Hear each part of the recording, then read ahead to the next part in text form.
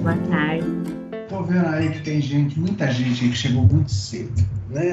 A Alessandra, então, bateu o recorde. Ela chegou aqui, acho que não era nem meio-dia. Né? E eu estou vendo outros que chegaram muito cedo aí. O professor Alfa também chegou bastante cedo, chegou antes de 1 hora. Chegou antes de 1 hora de Brasília, quer dizer, deve ter chegado antes de meio-dia de Dourados. Eu, na verdade, coloquei no convite, se vocês observarem lá, estava escrito lá, horário de Brasília, justamente para poder evitar esse tipo de confusão, que da outra vez já deu esse tipo de confusão. Então,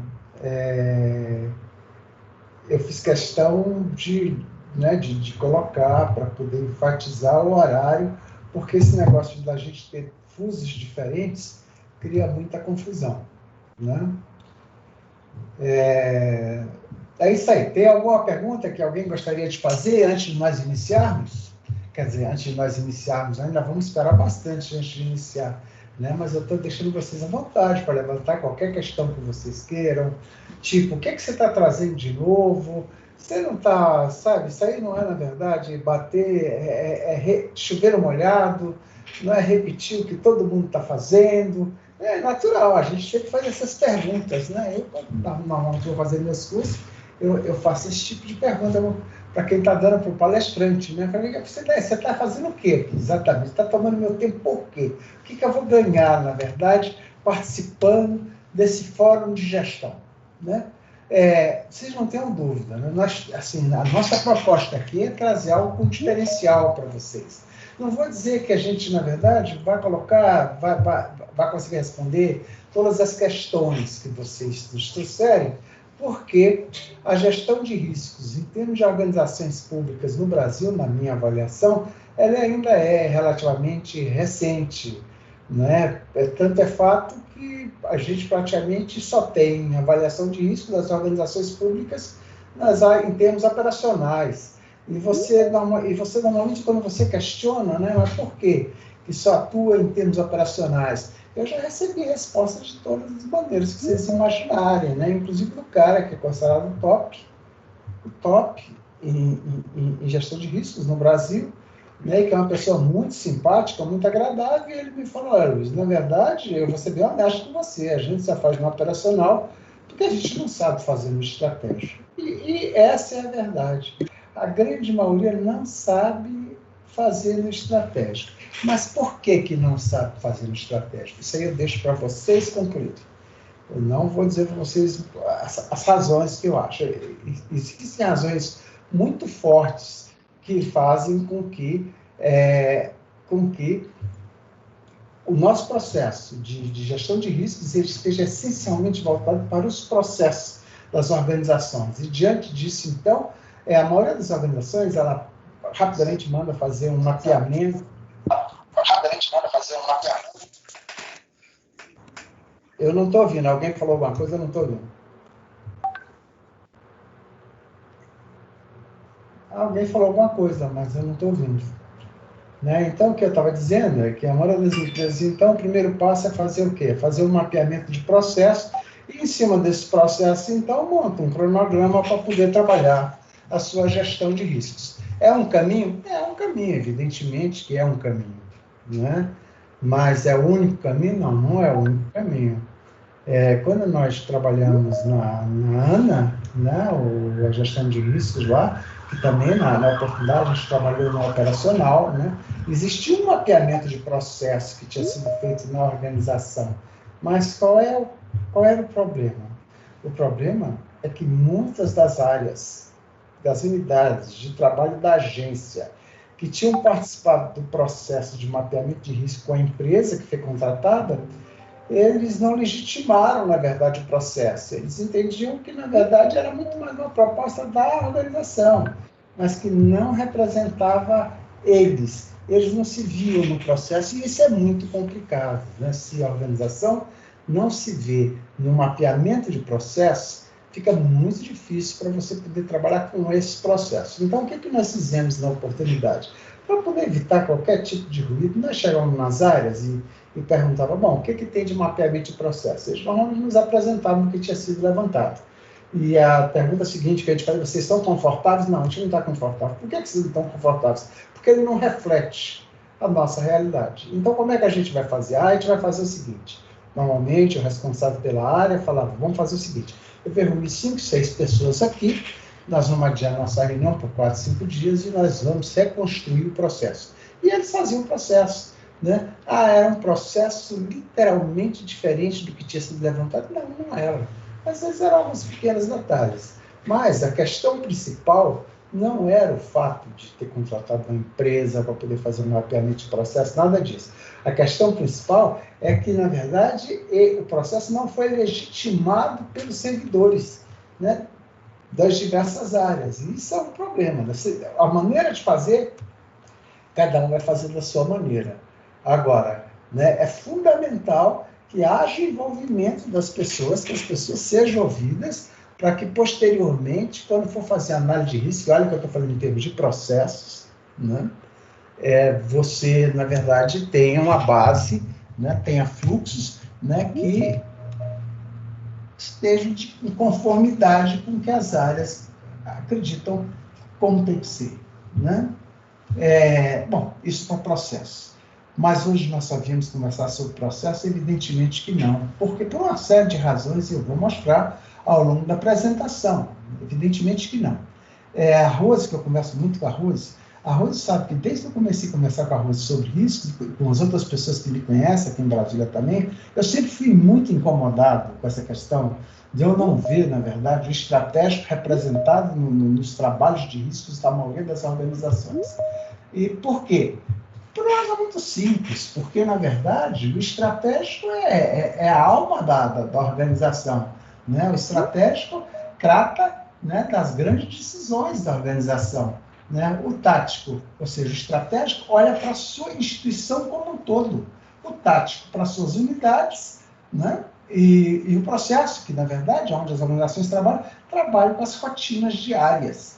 Né? Bem, então, o que acontece? O que acontece é o seguinte, na verdade, se você deseja alinhamento, né, se você deseja aumentar a produtividade, se você deseja estabelecer um apetite ao risco, ou seja, se você pretende correr algum risco para poder aumentar o desempenho dos produtos que você entrega para a sociedade, é muito importante que você venha lá do seu estratégico e venha dar certo.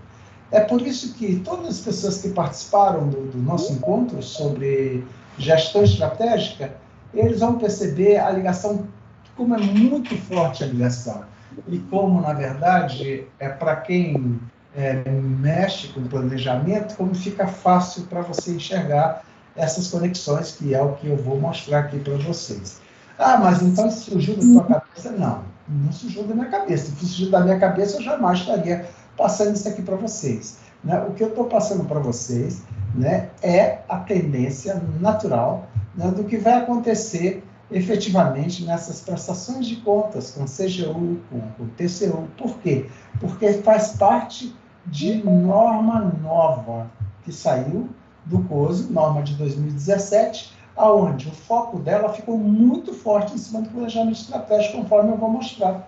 E, então, é preciso, na verdade, entender de que forma que tudo isso se liga, né? E até entender a lógica. O que levou o COSO, né, a sair de uma gestão que historicamente era um processo, né, e se preocupar com a parte estratégica. Então, isso a gente vai ver. Eu vou falar minha boca um pouquinho, porque eu tenho uma mania de falar muito. E vou dar chance, na verdade, para quem quiser perguntar, levantar alguma questão. Fique à vontade, gente. Aqui, né, ninguém é dono da verdade, né? Seja planejamento estratégico, gestão de riscos, muito mais. Ninguém é dono da verdade. O que eu posso achar que seja um risco, algum de vocês pode achar que não seja, que seja uma oportunidade, na verdade. Né? E então, a gente tem que ter muita liberdade. Todos vocês têm que ter liberdade para dizer o que pensam, né? Seja o que vocês disseram, não existe o errado, o que pode existir é uma diversidade de opinião, de posicionamento com relação a alguma questão, né? Mas, né, esse grupo especificamente, esse grupo da UFGD, foi um dos grupos mais fortes que eu já encontrei, né, nesse período, né, que eu elaboro oficinas, que eu ministro oficinas, né, então, normalmente, as perguntas são muito bem formuladas e muitas vezes a gente tem muita dificuldade para responder, na verdade. Agora, tem uma coisa também, se vocês fizeram uma pergunta e eu não souber, vou ser bem honesto com vocês, não sei, vou atrás e passo para a rua se passar para vocês, né? Porque é assim, porque a gente nunca tem todas as respostas. A nossa preocupação maior, né, é como se fosse construir uma linha de tendência, como se fosse estabelecer o caminho. Os detalhes do caminho vai passar muito pela personalidade de vocês, vai passar muito pela cultura de vocês. Então, já comentei isso da outra vez, vou voltar a comentar agora. Vocês têm muito conhecimento na área de educação, né?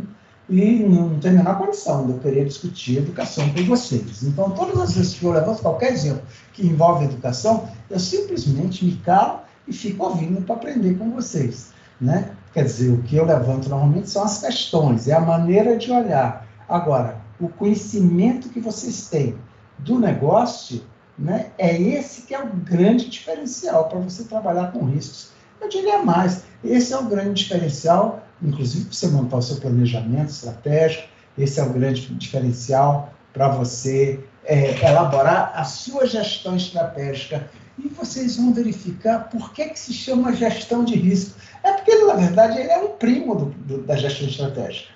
Ele é um primo, ele tem o planejamento, ele tem os mandatos, ele tem o planejamento, ele tem a execução, ele tem o acompanhamento e tem as ações corretivas, igualzinho na gestão estratégica, né? E eu estava lendo agora um autor fantástico, que ao final eu vou indicar para quem quiser, né? Se bem que eu quase fui à falência comprando o livro dele, mas vale a pena, muito bom, né? E a maneira como ele aborda, a abordagem que ele faz, a importância que ele dá para o processo de gestão, seja estratégico, seja de risco, é muito grande e faz muito sentido, né? Quando ele chega e diz, olha, não importa, você chega e você diz, olha, eu acredito que existe uma possibilidade, um determinado evento aconteceu tantas vezes, né? E por isso, e tem acontecido um determinado número de vezes ao longo dos anos. E diante disso, se você me dá uma régua para eu poder parametrizar, eu vou então, dizer qual é o risco que nós corremos. Então, o que nós vemos? E se eu disser alguma bobagem, vocês ficam à vontade, gente. Vocês falem, porque se vocês falarem, né, a ficha vai cair e eu não vou repetir essa bobagem para mais ninguém, né? Então, o que a gente vê? O que a gente vê de modo geral são o seguinte, são mapeamento de risco, a construção de mapas de riscos, de matrizes de risco, né?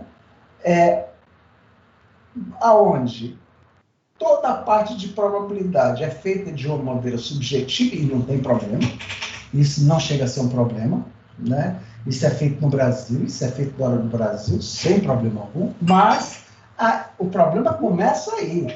Ele é feito num nível subjetivo e nós nos damos por satisfeito. E daqui para frente, aquilo ali vai ser a verdade absoluta. E é aí que está o problema. Não é. Quando eu construo, na verdade, quando eu faço, quando eu construo uma matriz de calor, uma matriz de risco, quando eu estabeleço os riscos dos meus diversos objetivos, projetos, programas, processos, o que for, né?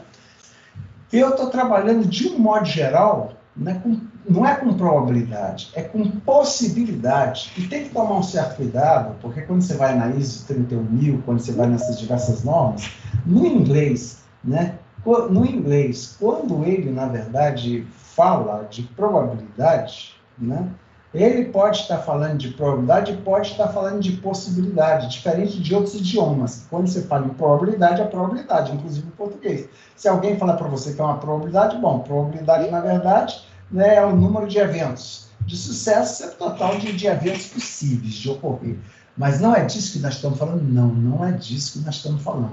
Ah, mas pode ser isso? Pode ser isso. E se for isso? É o melhor dos mundos? Com certeza que é o melhor dos mundos. Mas se é o melhor dos mundos, por que então que todo mundo não faz assim? Porque a grande maioria das organizações não tem esses números levantados. Porque isso não fazia parte da nossa cultura. E a partir do momento que não fazia parte da nossa cultura, o que nós temos então são aproximações que a gente faz para poder montar, para poder chegar, e, por exemplo, quem for da área de auditoria, né, para poder estabelecer, criar, construir os seus objetos auditáveis, que em auditoria recebe esse nome, objeto auditável. Mas, então, o que está faltando? O que falta é o seguinte, você montou, beleza, todo mundo comprou, né, os colegas todos adoraram, todo mundo agora vai trabalhar com risco, porque hoje em dia, a orientação que existe é que todas as organizações, todas as ações, seja no nível estratégico, tático operacional, que levem em consideração o risco. Né? Então, a importância do risco. Né? E então, a partir daí, uma vez que você chegou, montou, se organizou, o que é preciso fazer? É preciso, a partir daí, a organização realmente se estruturar, né, para ter um gestor de riscos, para ter uma área que está preocupada em levantar os eventos, para que você passe desse estágio de possibilidades para um estágio de probabilidades. E quando você pode passar para um estágio de probabilidades, você vai trabalhar de uma maneira muito mais sólida. E aí, o que vai mudar? Aí, o que vai mudar essencialmente, e se eu usar qualquer termo que não seja claro para vocês, gente, por favor, pergunte, que a gente está aqui com essa finalidade. Ao invés de você trabalhar com avaliações subjetivas do passado e construindo avaliações subjetivas para o futuro, o que você vai trabalhar, na verdade, vai ser com estatísticas do seu passado e com distribuições de probabilidade para o seu futuro. Por quê? Porque o passado, os valores foram coletados, os valores estão lá, você tem esses valores. Né? Com relação ao futuro, né, você não sabe. O que você tem, na verdade, são possibilidades. Você vai trabalhar, né, numa gama de possibilidades. E, diante disso, então, você cria uma distribuição de probabilidades, né, para que, na verdade, vá orientando todo o seu trabalho. Bom, deixa eu ver aqui quantas pessoas nós já temos. Estamos com 43. Tudo bem, Paulo? Como é que vai? Tudo tranquilo? Você está sem microfone. Bom, pessoal, nós estamos aguardando mais um pouquinho, faltam 2 minutos. Bem. Mas nós estamos aqui com 44, né? Vamos esperar mais uns 5 minutos, mais ou menos, para a gente efetivamente iniciar. E nesse meio tempo, conforme eu disse para vocês, eu falo muito, né? Eu vou me calar um pouquinho para dar uma oportunidade para quem quer que seja, se manifeste, fale, me fale das suas expectativas, me fale das suas preocupações, né? Ou seja, fale do que quiser. Fale até das suas preocupações com relação à pandemia, até porque o Paulo é especialista na pandemia. Ele faz um acompanhamento aí direto de número de casos, ele é matemático, linhas de tendência, não sei o que e tal. Então, as perguntas não precisam nem ser para mim, pode ser para ele. Tá bom. Infelizmente, tem muito número para comentar, né? Queria que fosse menos.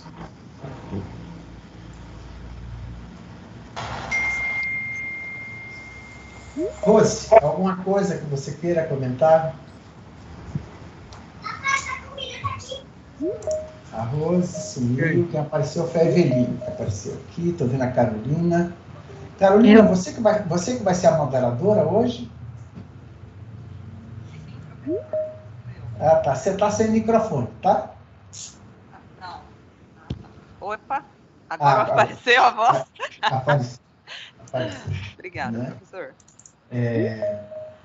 Bom, pessoal, a questão do moderador, para quem não está familiarizado ainda, basicamente o seguinte: nós somos muitos.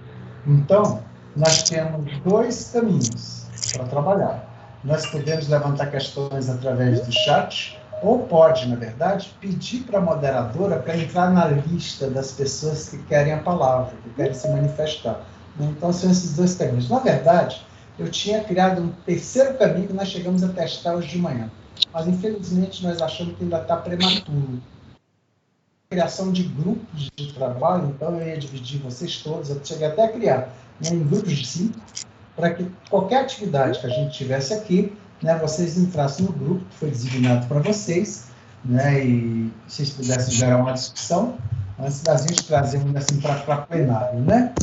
Mas, de qualquer maneira, a gente fez o teste hoje de manhã e chegamos à conclusão que, para poder entrar com essa facilidade, né, seria preciso que a gente tivesse iniciado pelo menos 2 horas antes para poder ver a situação de cada um, ver se todo mundo estava acessando o seu grupo e coisas assim.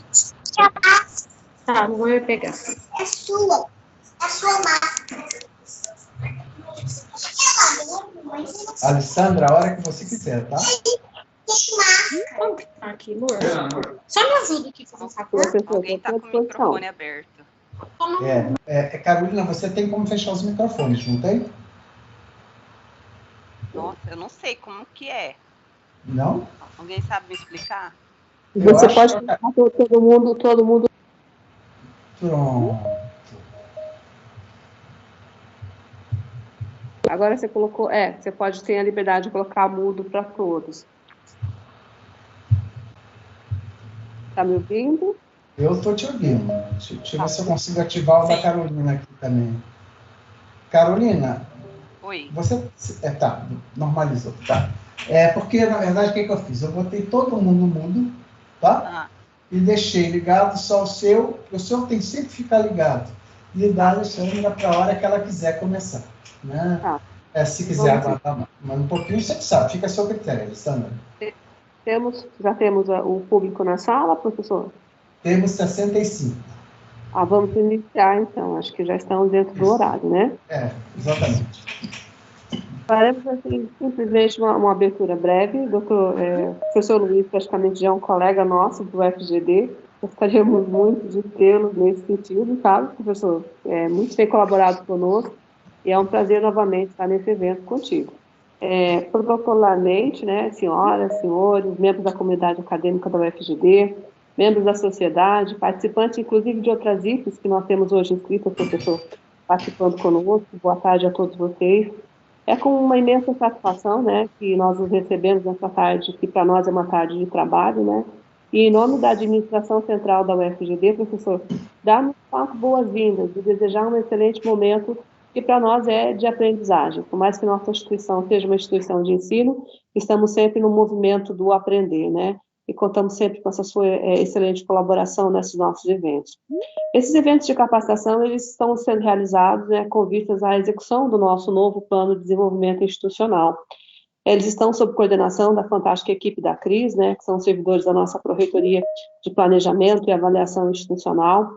São eventos bastante relevantes para nós, enquanto comunidade universitária. É uma possibilidade de melhorar, né, o desempenho da nossa instituição em parceiros nessa área, como o senhor bem destacou preliminarmente, de desenvolvimento e planejamento estratégico, né. Há sempre uma necessidade crescente, né, de ações cada vez que a gente percebe que sejam mais assertivas, mais proativas, que nos levem a trabalhar com essa perspectiva planejada de futuro, né, considerando o âmbito desse nosso fazer tão peculiar, que é trabalhar com educação, né, levando sempre em consideração os nossos recursos humanos, a nossa estrutura, a nossa infraestrutura, tanto física quanto tecnológica, e esse nosso, às vezes, tão minguado orçamento. É onde nós temos o desafio de fazer tudo caber nesse espaço, nesse mundo que nós temos, né. Agradecemos nominalmente, em nome da nossa reitora, professor Luiz Aires Maranhão, por sempre estar disposto a colaborar conosco, a essa excelente equipe organizadora, tão valente, que tem feito muito por nós, nesse sentido de construção do novo PDI, especialmente a Cris. Em nome dela, agradecer a toda a sua equipe, Cris, a equipe do planejamento, a Rose, a Angélica, hoje a Carolina, que está nos moderando. Agradecer imensamente a todos vocês, desejar a todos os inscritos que a gente possa desfrutar desse momento, né? É muita responsabilidade nossa, enquanto gestores públicos, né, agentes públicos, e esses momentos, eles são, de fato, norteadores, né? Eles nos levam a caminhar, nos levam a construir. E aquilo que o professor falava com relação à gestão de risco, é uma necessidade latente, os órgãos de reguladores, eles nos cobram, e é muito melhor que nós façamos essa construção de dentro, essa construção motivada pela própria instituição, do que simplesmente para cumprir um protocolo de um monitoramento externo.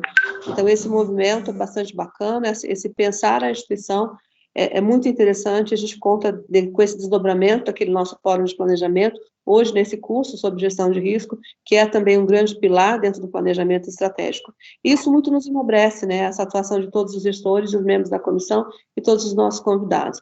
Uma excelente manhã para todos nós, né, esse fórum de gestão de riscos tem como objetivo, né, protocolarmente, qualificar os gestores da instituição, os membros das comissões de elaboração do PDI e a comunidade acadêmica de forma geral acerca da gestão de riscos.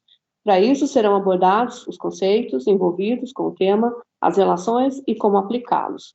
O decreto 9.203, né, esse é o artigo 2º, estabelece que a gestão de risco é um processo considerado de natureza permanente, estabelecido, direcionado e monitorado pela alta gestão.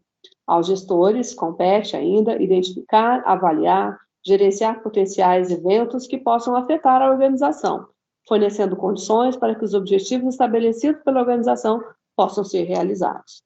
Desse modo, a gestão de risco é uma ferramenta que vem para auxiliar os gestores em suas tomadas de decisões, a execução da boa governança. No setor público, é um tema que tem se tornado cada vez mais importante, pois as diretrizes estabelecidas afetam a geração do valor público, né? Ou seja, a qualidade da prestação de serviço que é fornecida à sociedade.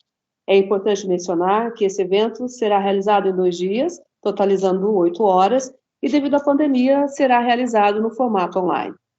O ministrante do nosso evento é o professor Luiz Aires Maranhão Cerqueira, praticamente nosso colaborador, o FGD.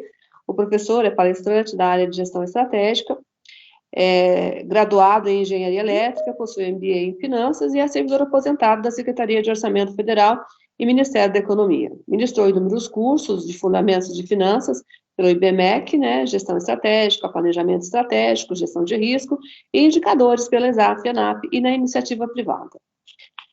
Lembretes a todos os participantes, né? Escolha, por favor, um local adequado, agradável, para melhor aproveitamento do nosso evento. Certifique-se que o microfone permaneça sempre desligado, a fim de evitar ruídos inconvenientes. Informamos que esse evento está sendo gravado, para a ciência de todos. Se desejar fazer alguma pergunta ou consideração, assim como o professor já alertou, pode ser feito pelo chat, ou ainda é possível que se inscreva pela fala através do próprio chat para moderação pela Carolina Obregão, tá? A servidora Carolina será a moderadora deste evento e estará fazendo o acompanhamento pelo chat. O evento contará com a emissão do certificado aos participantes. Para isso, para que seja emitido o certificado, com a participação mínima de 80%, nós temos uma equipe de acompanhamento que está fazendo o monitoramento das participações. A programação, caso alguém queira conhecer, está no site, na página do evento, disponível a todos. Ao final do evento, também será enviado a todos que participaram um link para que possam efetuar a avaliação como parte integrante desse plano de evento de gestão de riscos, né? As dúvidas, sugestões poderão ser encaminhadas no chat ou através do e-mail institucional criado especificamente para esse fim, que é o pdi@ufgd.edu.br, né? E assim, damos início a essas atividades de trabalho, passando a palavra primeiramente a Cristiane Stott, nossa pró-reitora da PROAP, e em seguida para a Carolina, que é a nossa moderadora. A todos, então, uma boa tarde. Cris. Boa tarde a todos. Todos me ouvem? Sim.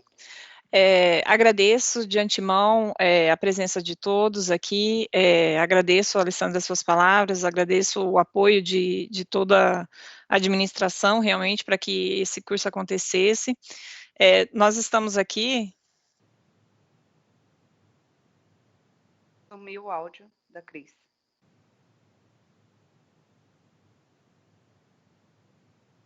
Cris, você ficou sem áudio.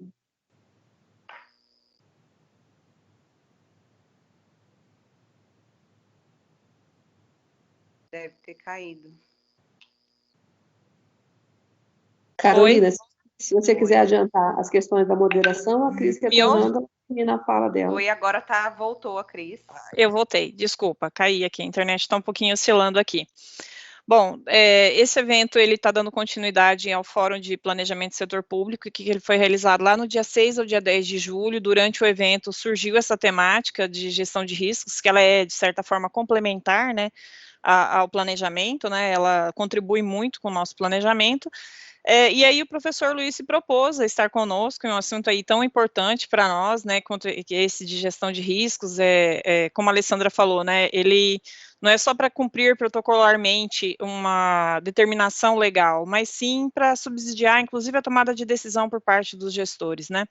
A nossa expectativa ao final deste evento é realmente de aprendizado, nós vamos estar aqui para aprender, eu creio que vamos ter muitas contribuições muito boas, foi destinado inicialmente aos servidores da UFGD, mas ele também foi estendido a toda a comunidade externa, um total de 120 vagas, acho que nós estamos em 121, se eu não estou enganado. Mas todas as vagas foram preenchidas, foram em torno de 64 servidores da UFGD e 56 membros da comunidade externa. Dentre esses participantes da comunidade externa, nós temos aí técnicos administrativos, docentes e acadêmicos também, e de outras universidades federais também, de outras regiões do país. Não posso deixar de agradecer aos colegas que contribuíram para que mais uma vez este curso acontecesse, para que mais uma vez, como a Alessandra falou, essa equipe que é top, que foi lá, se debruçou, fez tudo acontecer, né, eu não vou citar nomes para não correr o risco de esquecer ninguém, então agradeço muitíssimo a cada um deles. Não posso deixar de agradecer a presença de todos os servidores da UFGD que estão aqui, de todos dos outros órgãos também, que estão, com toda a comunidade acadêmica que também está aqui representada. Agradeço imensamente o professor Luiz, que novamente nos dá uma oportunidade de estar conosco neste evento, trazendo aí mais um pouquinho de conhecimento aí para a UFGD. Como a Alessandra falou, ele já é nosso parceiro aqui, né? A gente já tem trabalhado com ele e, é claro, tem aprendido muito com ele.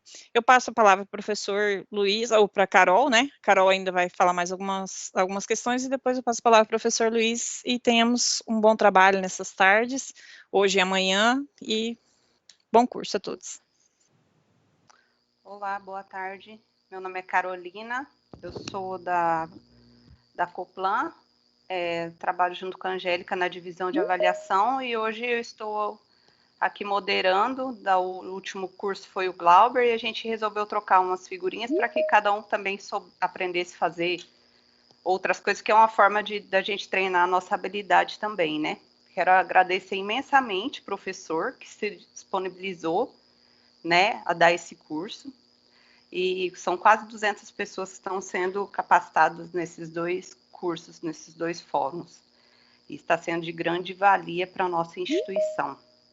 Aí eu gostaria de conversar com o professor, perguntar para ele, que é na fala dele, que ele nos fale como que ele, questão de tempo. Nós vamos limitar o tempo para cada participante em torno de 3 minutos.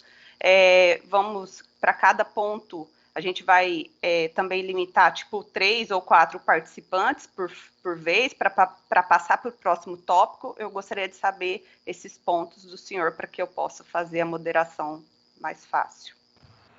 Boa tarde. Boa tarde a todos. Carolina, é exatamente isso que você falou. 3 minutos por intervenção, não é? De 3 a 4 intervenções no máximo dentro de um tópico, para que a gente não fique muito tempo dentro de um tópico. Até porque muitas vezes um tópico é muito interessante para alguém, mas para outra pessoa não é tão interessante. Então, se a gente não tomar esse cuidado, a gente pode fazer com que a apresentação se torne enfadonha, né? Uma outra coisa que eu queria avisar a todos é o seguinte: igualzinho num curso presencial, nós temos nosso horário do café. Então, 4 horas, eu já botei meu despertador aqui, 4 horas, vai tocar meu alarme e nós vamos ter 10 minutos para o café. Eu me lembro que no nosso encontro de planejamento começou com 10 minutos, depois virou 12 minutos, depois virou 15 minutos. Não que tenha problema, não tem problema, né? Mas essa parada era fundamental até para as pessoas de caras ternas e coisas desse tipo, né? Bom, eu gostaria de dizer para todos vocês que, mais uma vez, eu estou muito feliz de estar aqui com todo esse pessoal do mundo universitário, né? Tem 3 ou 4 pessoas, né, fora desse mundo de vocês, que eu convidei. Um é o Paulo Miller, que está aqui na nossa tela, né, é o especialista em Covid, né? Tem o Elis, que terminou o doutorado dele e participa com gestão estratégica, né? A Cláudia, que é coordenadora de gestão de riscos na Agência Nacional de Águas, e a Flávia, né, que ela terminou o mestrado dela, a tese dela foi em gestão de risco. Resumindo, não são pessoas que elas têm como agregar para a gente. É muito importante quando a gente está apresentando um assunto, né, que as pessoas, na verdade, questionem, que elas coloquem para fora qualquer coisa que as incomode, peça esclarecimentos, conteste, isso faz parte. E nós estamos totalmente abertos, né, a esse tipo de coisa. Bom, assim sendo, né, eu vou começar então, vou dar início à nossa apresentação.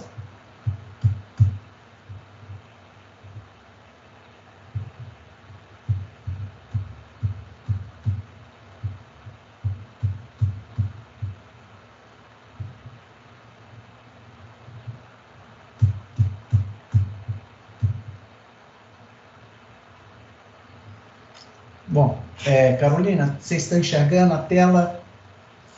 Eu estou. Tá, então acredito que os outros também estejam, né? Bom, mandem no chat aí se vocês estão vendo, pessoal.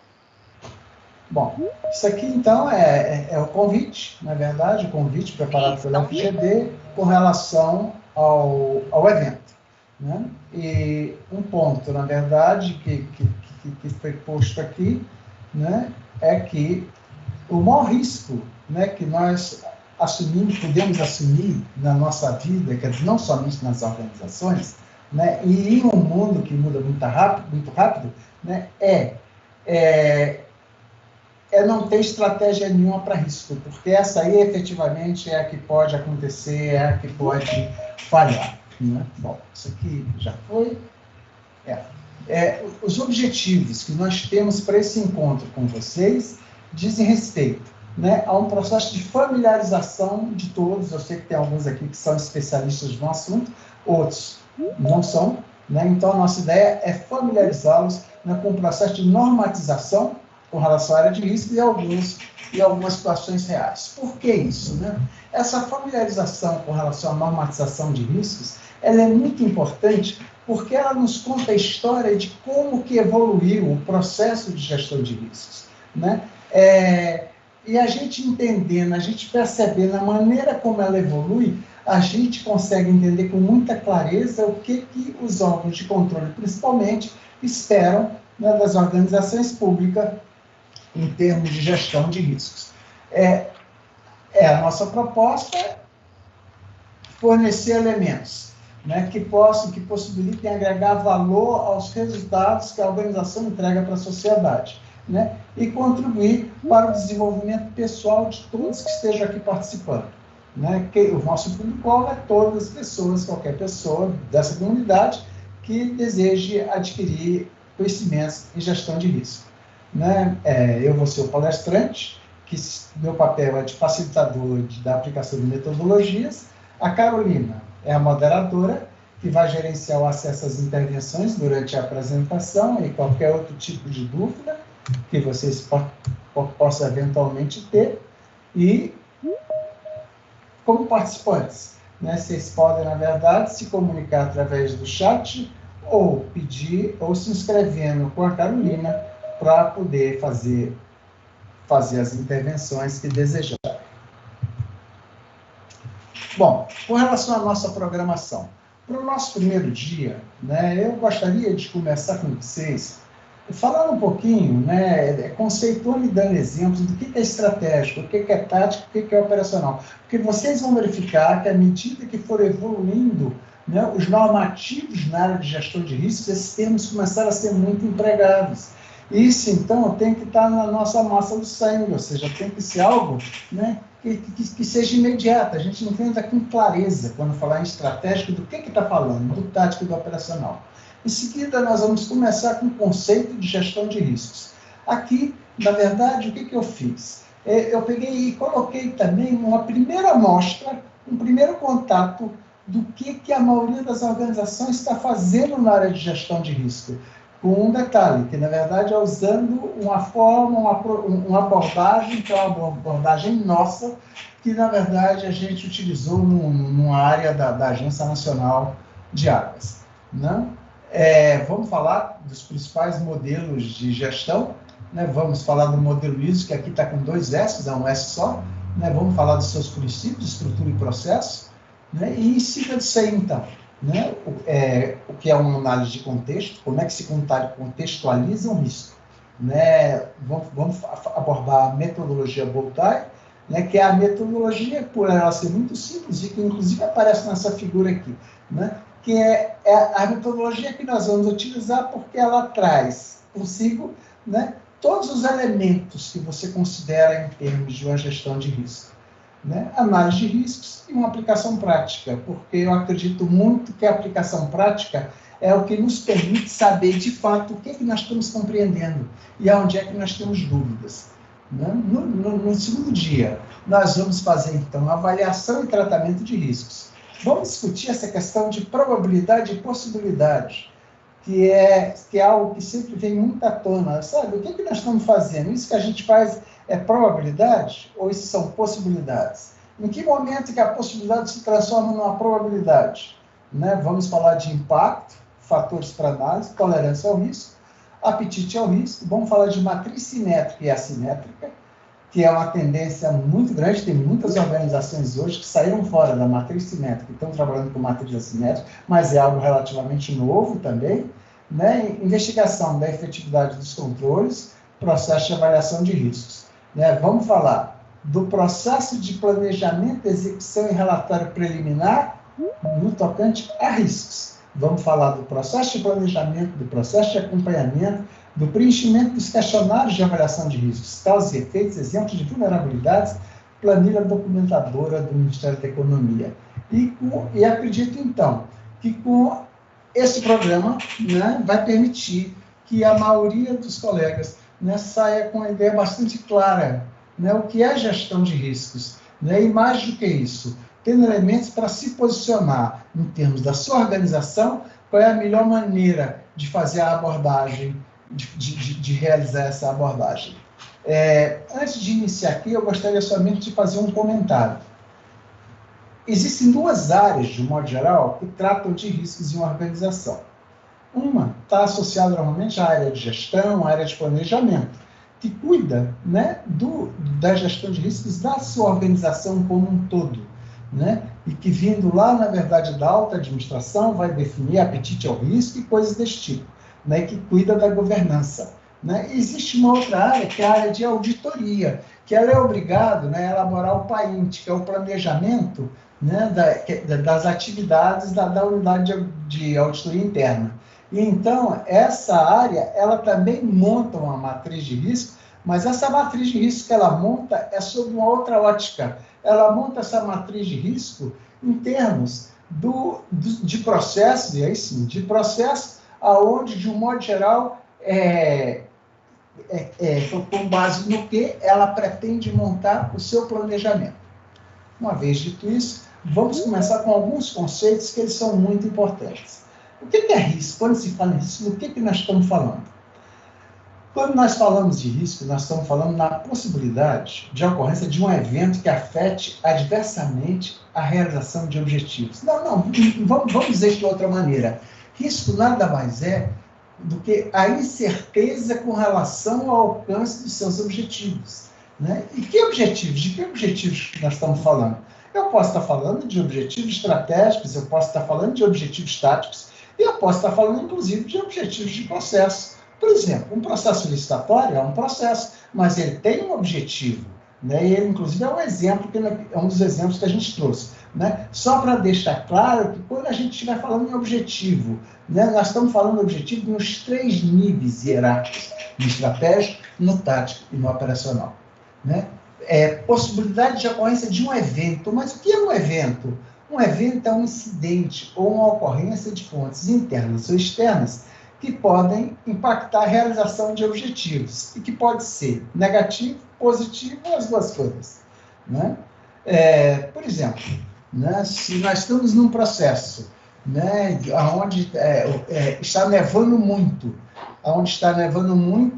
e isso pode representar um risco para as pessoas adoecerem, isso pode significar um risco para a locomoção, para o trabalho das indústrias, né? Mas, em compensação, para aquelas empresas que trabalham, na verdade, para retirar a neve, né? Para oferecer as condições de trabalho e segurança para as demais pessoas, ao invés, né, de uma coisa negativa, ela é uma oportunidade, ou seja, então ela é o lado positivo. Risco inerente. O que é o risco inerente? O risco inerente é o risco que nós consideramos com relação a qualquer evento, né, sem que eu tenha adotado nenhuma ação de mitigação. Por exemplo, nós temos os nossos objetivos estratégicos da nossa organização e nós temos metas.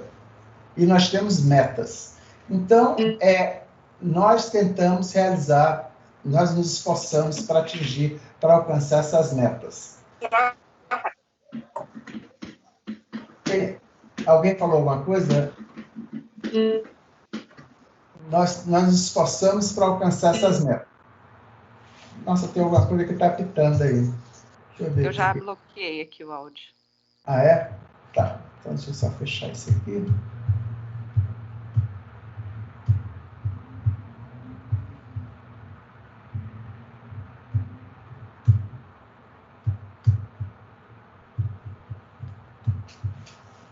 Tá, está enxergando? Então, né?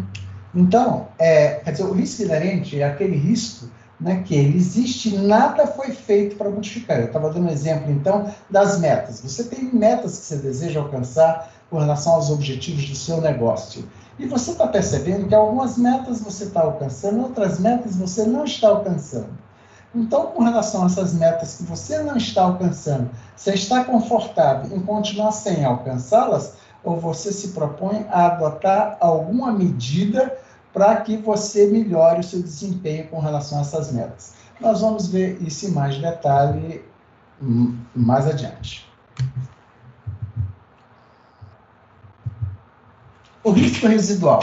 O risco residual é o risco, é o que sobra, ou seja, eu pego aquele meu risco inerente, aquele risco que eu não tomei nenhuma providência, entro com ações mitigadoras. Uma vez que eu entro com ações mitigadoras, esse risco que sobra, eu denomino ele de risco residual.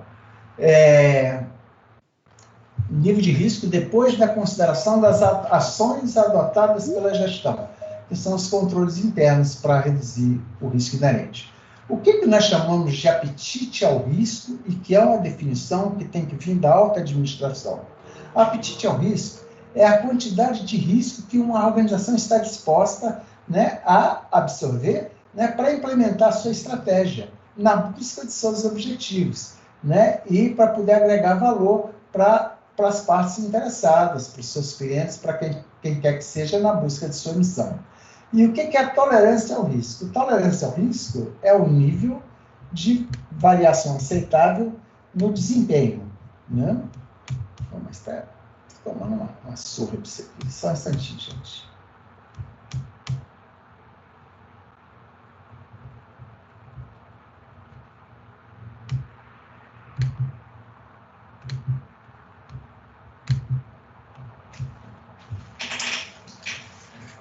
Nível de variação aceitável no desempenho em relação à meta para o cumprimento. Então, eu vou dar alguns exemplos de tolerância ao risco.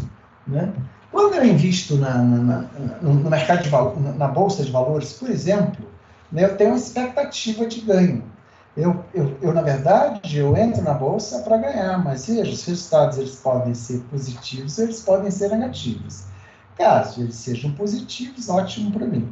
Mas se eles forem negativos, eu normalmente estabeleço um limite, que é o limite, né, a partir do qual aquilo vai começar a me incomodar. Então, eu chamo isso de apetite ao risco. Isso é muito normal nos bancos, quando vocês vão nos bancos, que eles vão fazer o perfil de risco do cliente. Né? Mas, além disso, eu diria para vocês o seguinte, mas se eu perder 70% de todo o capital que eu apliquei, né, sobre a ótica desse investimento, eu estou falido praticamente. Então, a tolerância ao risco, ela pode ser analisada sobre duas óticas. Ela pode ser aquele menor valor, que abaixo daquele valor, ela compromete o funcionamento da sua organização. E você pode considerar como tolerância ao risco também uma variação com relação a um determinado objetivo que você tem. Vou dar um exemplo.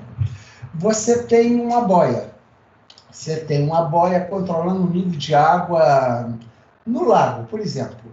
Então, se eu tenho uma boia, ou num reservatório, se eu tenho essa boia controlando esse nível de água, eu poderia dizer que 95%, né, da altura total é o nível desejado, é a minha meta. E sendo que eu vou aceitar, né, mais ou menos 5%, é a minha tolerância ao risco. Por quê? Porque com mais de 5%, né, ele vai começar a transbordar, eu vou começar a jogar água fora, né? E abaixo de 90%, eu entendo, né, que a minha margem de risco vai aumentar. Ah, mas precisaria ser mais 5 ou menos 5? Não, poderia ser, por exemplo, mais 5, menos 20. Né? Isso não é problema. Mas eu só quero dizer que, ao mesmo tempo que pode ser o mínimo que a sua organização tem capacidade de aceitar no sentido de conduzir um negócio, né, pode ser também qual é a variação, né, que você admite, que você permite, né, com relação a um determinado objeto que você esteja analisando. Bom, isso aqui, na verdade, é um modelo que é chamado bow tie, né, gravata borboleta, né? Observa o nozinho aqui da gravata borboleta. Está aqui, né? Então, como é que ele funciona? Vamos ver os elementos que ele tem. Observe que ele tem um objetivo. Esse objetivo, conforme eu comentei com vocês, ele pode ser um objetivo estratégico, ele pode ser um objetivo tático ou um objetivo operacional, que já já nós vamos detalhar, né? E esse objetivo, né, quais são os eventos, ou seja, o que pode acontecer que inviabilize eu alcançar o resultado desse objetivo que eu desejo.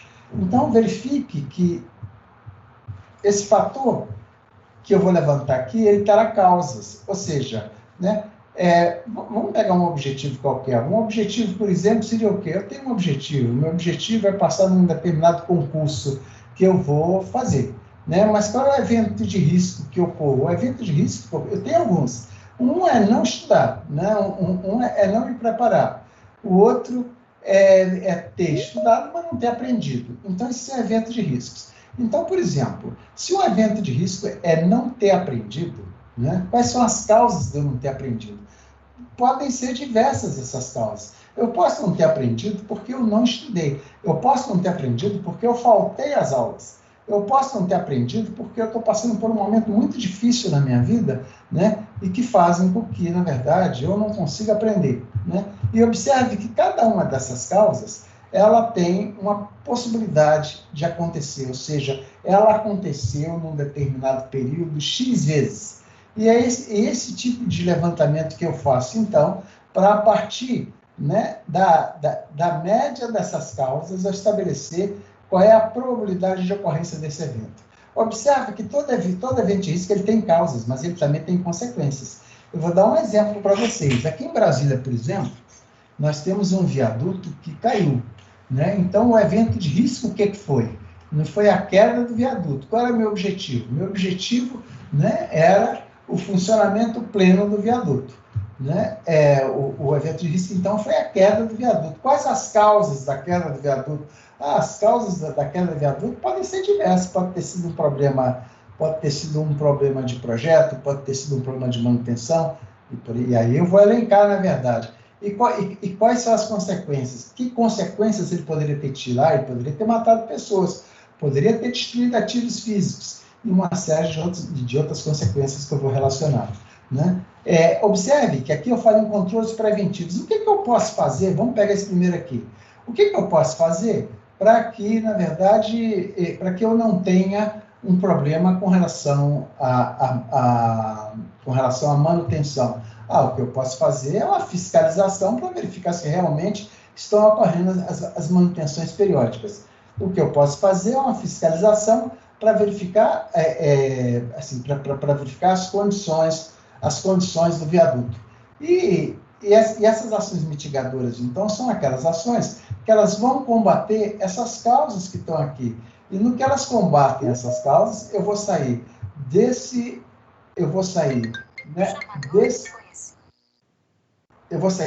resultado, né, desse risco inerente para um risco residual, porque a partir do momento que eu entro com esses controles, né, observe que o meu risco vai diminuir. E nós vamos ver isso em mais detalhe mais na frente. Eu vou abrir aqui para vocês verem.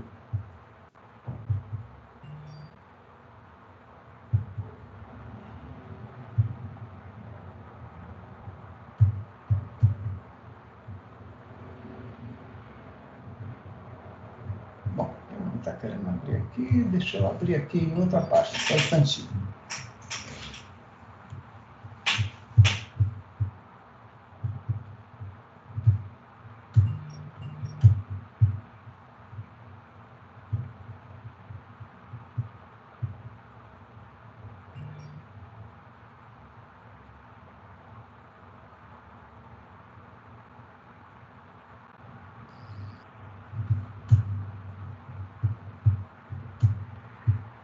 Isso. Bom. Vocês estão enxergando essa tela? Professor, tá só uma ilha aí. Tá só uma ilha, né? Agora estamos aparecendo, só nós. Ah, só vocês estão aparecendo? Não, é o pessoal todo, né, que tá com a câmera ligada. Tá, mas a minha pergunta é, vocês estão enxergando essa tela que eu estou apresentando aqui ou não? Não tem Não? nenhuma tela. Pelo menos para mim. Tá, então se não tem para você, não o pessoal deve tá ter. vendo alguma tela aí?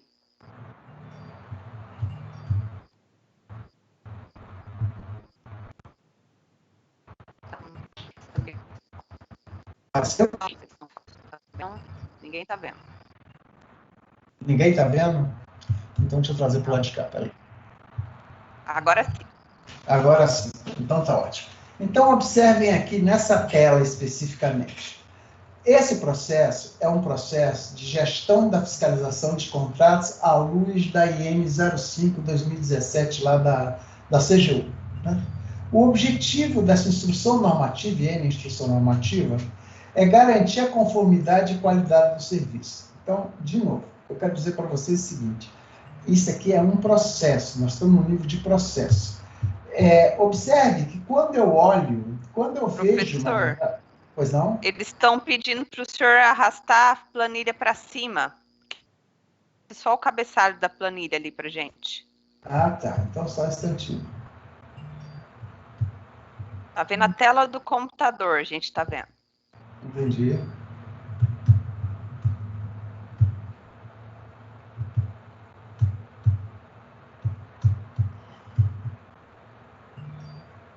O senhor está trabalhando com duas telas aí, né? Mas na verdade, essa aqui deveria estar dando para vocês enxergarem toda. Deixa eu ver como é que eu tiro o cabeçalho aqui do Excel.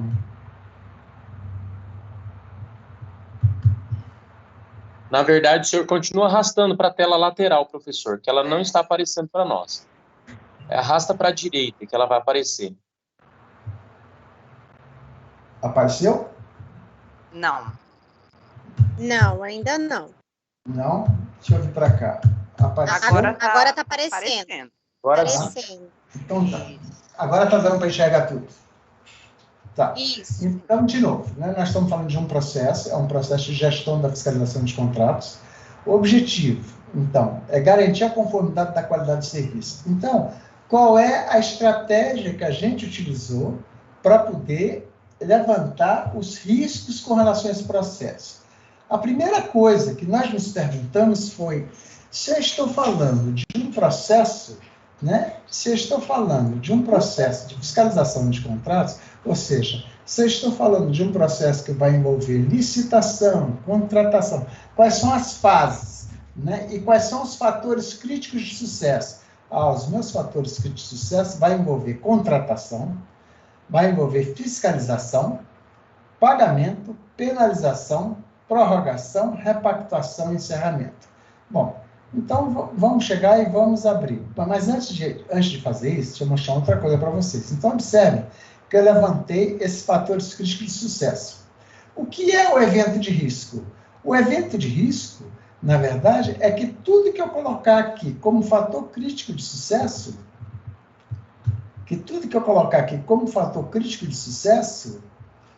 ele aconteça justamente ao contrário. Né? Deixa eu mostrar isso aqui, só um instantinho.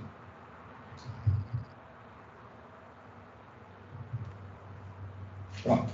Então, por exemplo, em contratação, né, eu vou dizer que um dos fatores críticos de sucesso é que eu tenho uma equipe dimensionada e capacitada para a elaboração do estudo preliminar, do mapa de risco e do termo de referência. Tá certo? Bom, o que seria, na verdade, o que seria o evento de risco aqui? O evento de risco, na verdade, é qualquer coisa que possa comprometer a eficiência desse processo de elaboração de estudo preliminar, mapa de risco e termo de referência. Então, quais são as causas que podem levar a comprometer a eficiência do processo? Falta de capacitação da equipe. Observa que eu tinha falado em que equipe dimensionada e capacitada. E dimensionamento inadequado da equipe. Observe que, na verdade, essas causas, né, elas estão... o evento de risco, ele nega o fator crítico de sucesso, né, e as causas para ele estão aqui. Então, se eu, na verdade, tenho, né, esse comprometimento com relação à eficiência do processo de contratação, eu vou ter o quê? Atraso na contratação é uma consequência. E comprometimento da qualidade da especificação. Vamos pegar um outro aqui embaixo. Vocês estão conseguindo enxergar? A letra está muito pequenininha. Para mim está boa. O senhor aumentou aí o zoom, né? Aumentei. Então, vamos ver esse aqui. Fator de sucesso. Tempo para elaboração de estudo preliminar, né? / mapa de risco, termo de referência. De novo, capacitação de risco e dimensionamento da equipe. Vamos pegar isso aqui. Eu gostaria muito de...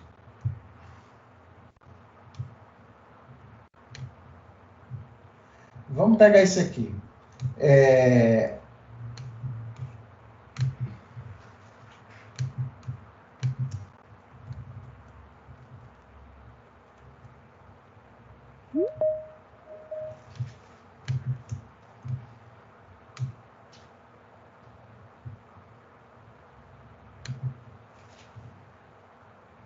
Pesquisa de preço. Então, na verdade, eu ter uma pesquisa de preços com sucesso, é um fator crítico de sucesso para eu poder, na verdade, o meu processo de licitação, né? E qual é o meu evento de risco? O meu evento de risco é que a minha pesquisa de preço não represente efetivamente o preço de mercado.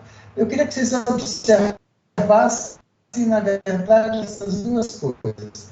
Eu estou falando, né, de um processo de contratação. Então, na contratação, existe uma fase importante, que é quando eu faço a pesquisa de preço.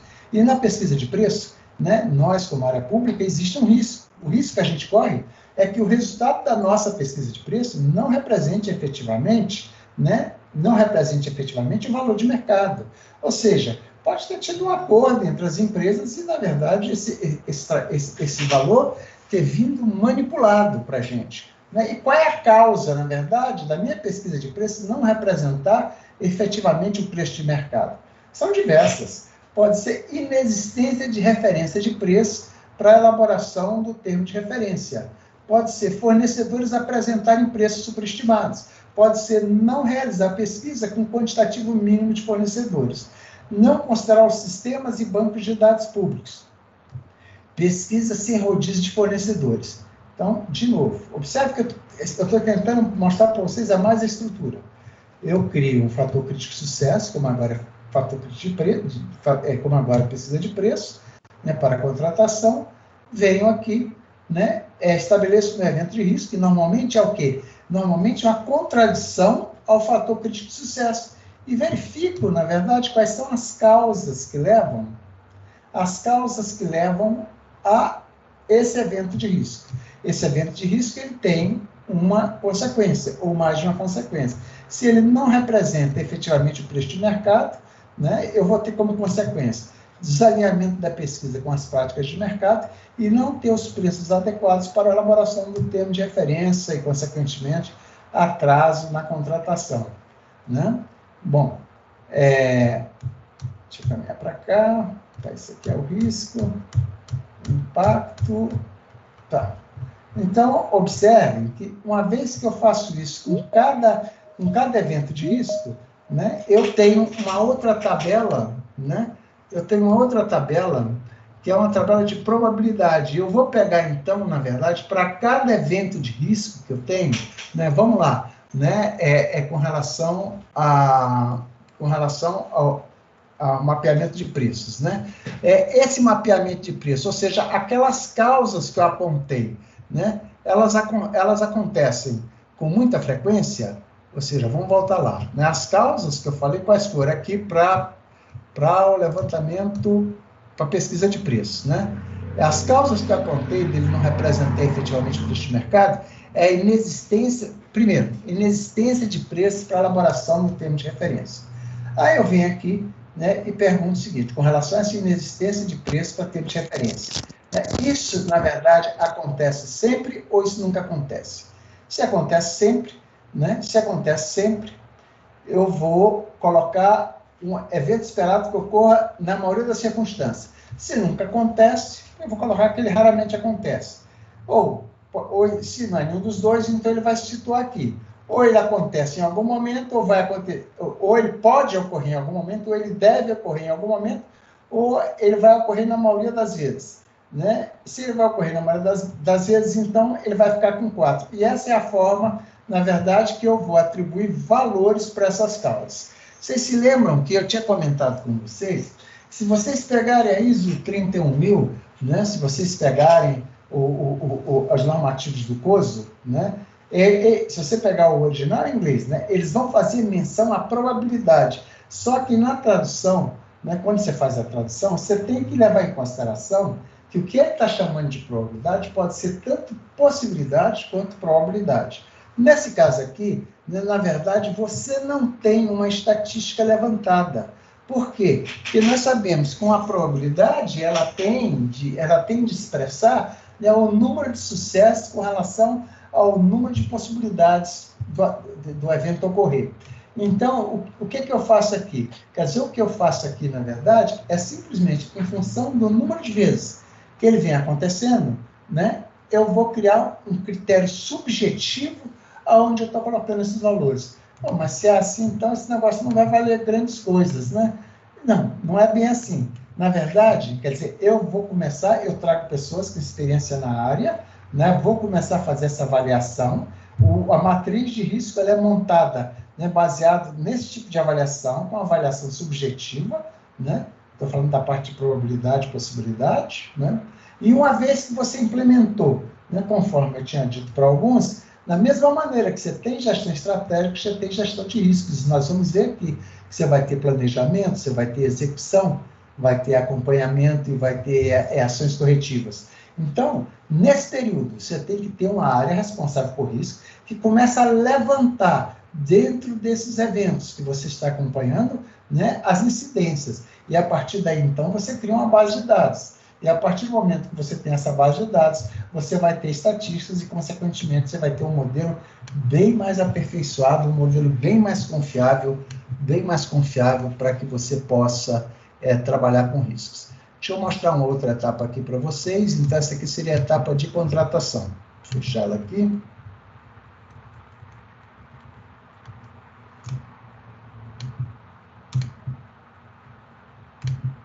Bom, deixa eu abrir essa aqui. Agora nós estamos na etapa de fiscalização.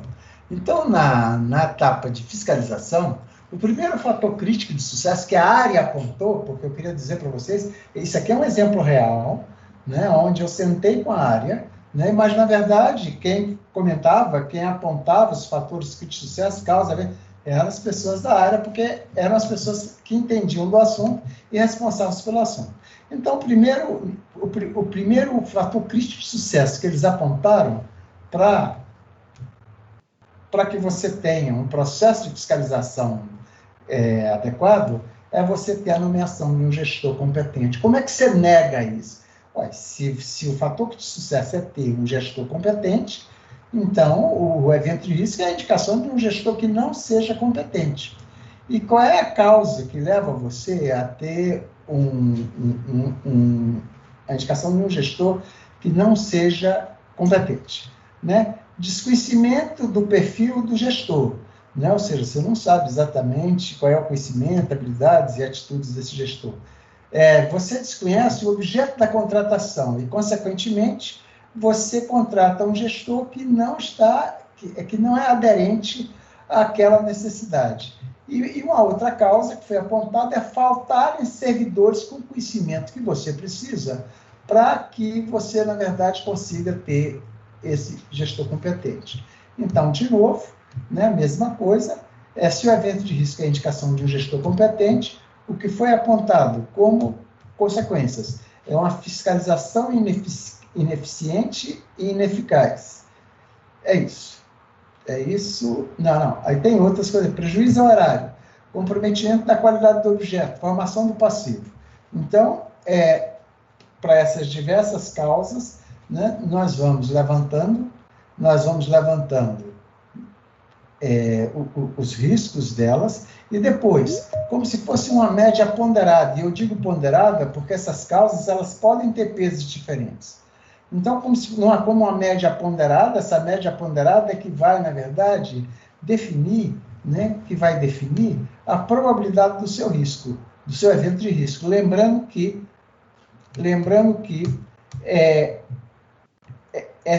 esses valores que você tira, você vai tirar daqui.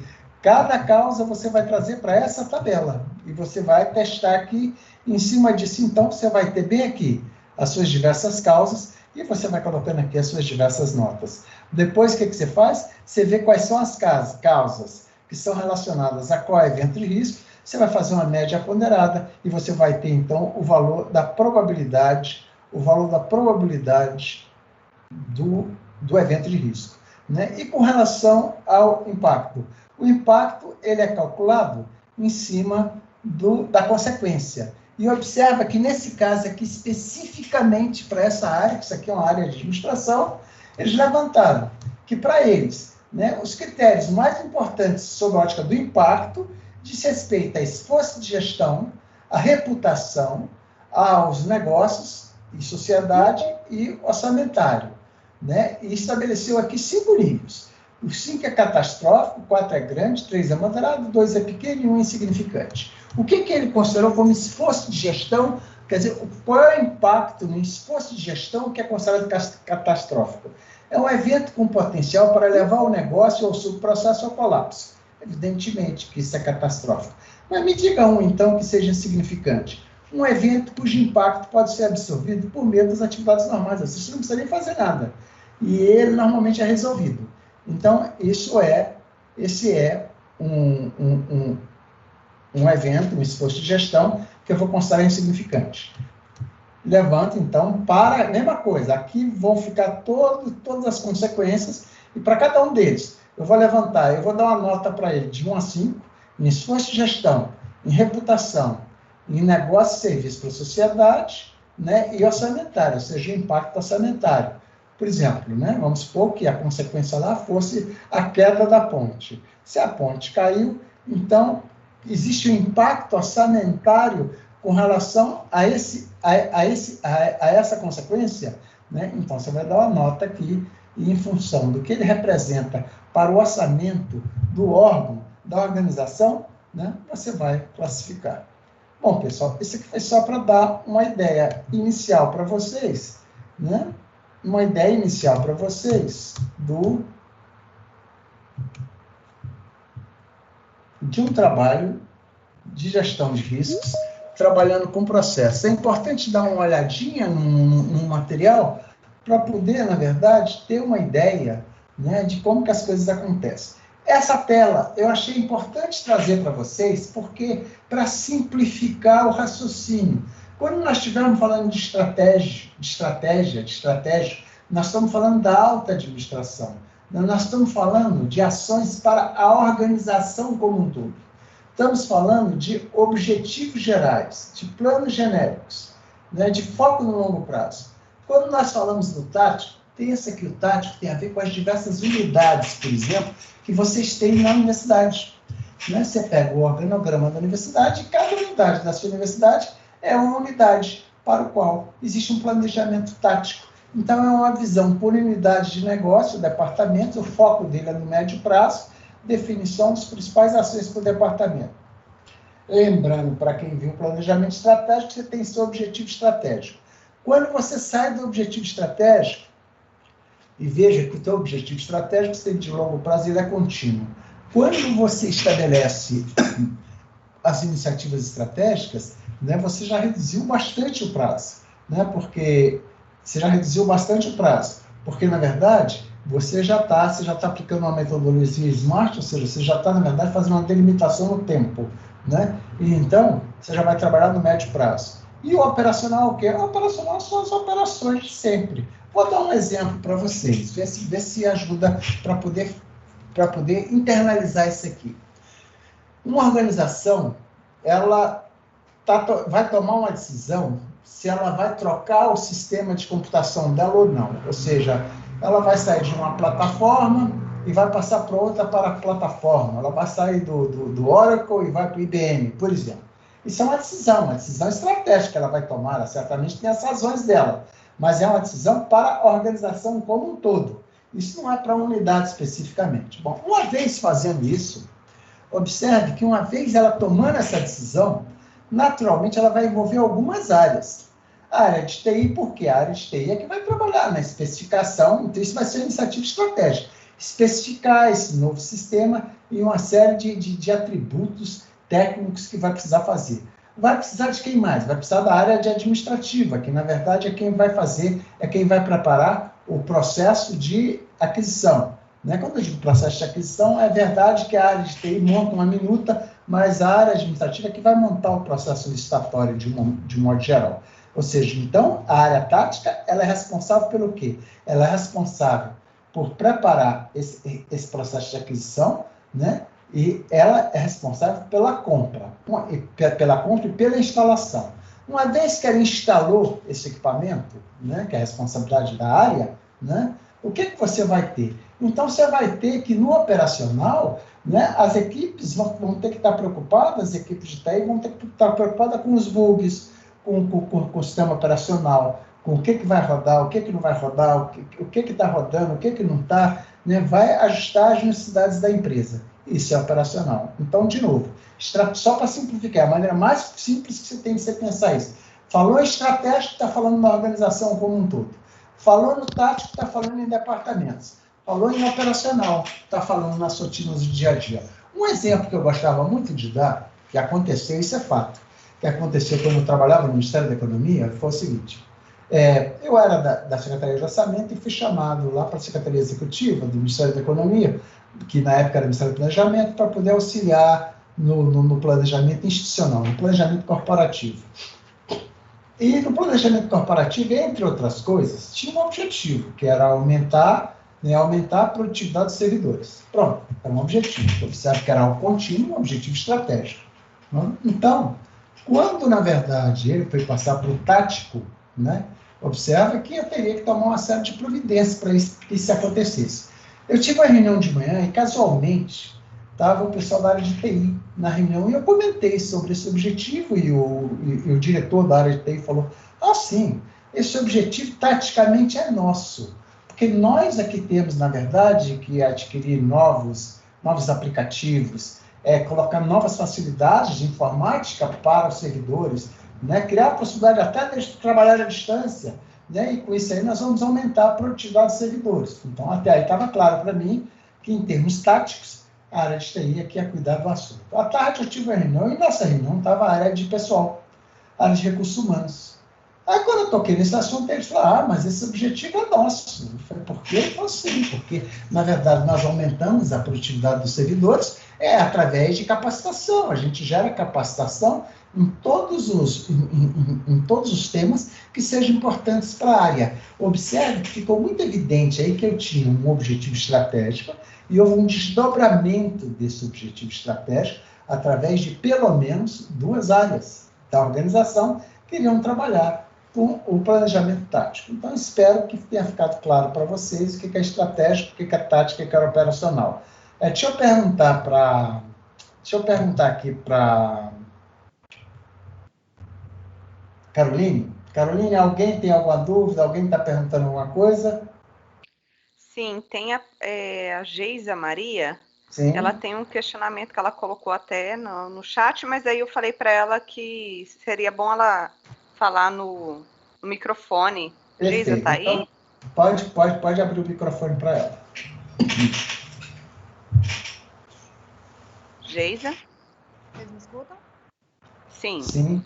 Um pouquinho mais alto.